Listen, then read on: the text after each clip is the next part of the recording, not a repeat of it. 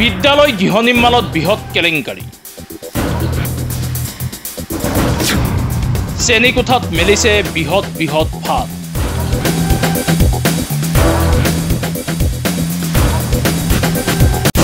এবাৰ দুৰ্নীতি সংঘটিত হৈছে মানকাছাৰ জিলাত মানকাছাৰ কুমাৰগাতি বিদ্যালয় গৃহ নিৰ্মাণত ব্যাপক দুৰ্নীতিৰ অভিযোগ দক্ষিণ শালমৰাৰ মানকাছাৰ জিলাৰ ধানুৱা গাঁও পঞ্চায়তৰ অন্তৰ্গত 236 নং হিলছ BLP স্কুলৰ গৃহ নিৰ্মাণৰ কামত দুৰ্নীতিৰ অভিযোগ উত্থাপন কৰিছে স্বয়ং ছাত্ৰ সন্থাই সৰ্বশিক্ষা অভিযান মিছনৰ অধীনত নিৰ্মাণ হোৱা অতিৰিক্ত শ্ৰেণীকোঠাত মেলিছে বৃহৎ বৃহৎ ফাঁদ এই দৃশ্যলৈ মন কৰক ৰাজ্য চৰকাৰে প্ৰায় 10 লাখতকৈ অধিক টকা দিছিল গৃহ নিৰ্মাণৰ বাবে কিন্তু এই সুবিধাৰ পৰা বঞ্চিত হ'ল কণ কণ ছাত্ৰ ছাত্ৰী ইতিমধ্যে জিলা ছাত্ৰ সন্থাৰ দাবী কৰিছে অতি সোনকালে নিৰ্মাণকৃত গৃহৰ দুৰ্নীতিৰ লগত জড়িত ব্যক্তিসকলক শাস্তিৰ ব্যৱস্থা কৰক ছাত্ৰ সন্থাৰ সদস্যসকলে 236 নং কুমাৰগাতি হিলছ BLP স্কুলত আমি উপস্থিত হৈছোঁ ইয়াতে আমি উপস্থিত হৈ দেখা পাইছোঁ যে নতুন কৰি যে এটা শ্ৰেণীকোঠা নিৰ্মাণ হৈছে এইটো স্কুলত ল'ৰা ছোৱালী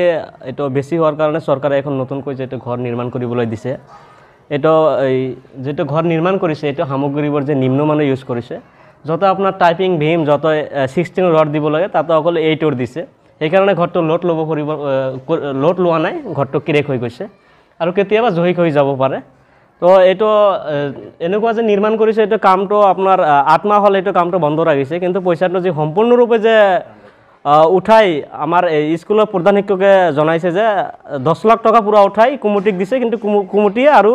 প্ৰধান শিক্ষক আৰু ইয়াতে ইঞ্জিনিয়াৰৰ লগত জড়িত আছে বুলি আমাৰ সন্দেহ হৈছে যে পুৰা পইচাটো আত্মসাৎ কৰিছে নহলে এইটো আধাৰুৱা কামটো হোৱাতে ইঞ্জিনিয়াৰ স্যাৰ কেনেকৈ পইচাটো উঠালে অকল তেওঁলোকে নিজৰ পকেট গৰম কৰাৰ কাৰণে যে পইচাটো উঠাই লৈছে ই আমি ছাত্ৰ সন্থাই ধিক্কাৰ জনাইছো আৰু যে নিম্নমানৰ সামগ্ৰী যে ঘৰটো নিৰ্মাণ কৰিছে এই ঘৰটো কেতিয়াবা দুৰ্ঘটনা হৈ যায় ক'ব নোৱাৰি ল'ৰা ছোৱালী ইয়াৰ পৰা কেতিয়াবা ডাঙৰ বিপদত পৰিব পাৰে আৰু যে প্ৰচণ্ড গৰমৰ মাজত যে ল'ৰা ছোৱালী এটা ৰুমতে যে আপোনাৰ বেছি হৈ গৈছে ষ্টুডেন্ট বহিবলৈ ঠাই নাই কষ্ট কৰিবলগীয়া হৈছে ইয়াৰ প্ৰধান আৰত আছে ইঞ্জিনিয়াৰ এই স্কুলীয়া কমিটি আৰু প্ৰধান শিক্ষক এওঁলোকে নিৰ্মাণ কাৰ্যটো বন্ধ কৰি পইচাটো যে আত্মসাৎ কৰিছে আৰু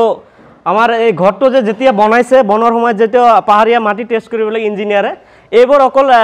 এওঁলোকে নাচায় এওঁলোকে অকল দূৰত বহি সিগনেচাৰ কৰি অকল পইচা লয় এওঁলোকৰ কাৰ্যটো এইটো আৰু আমাৰ যিবোৰ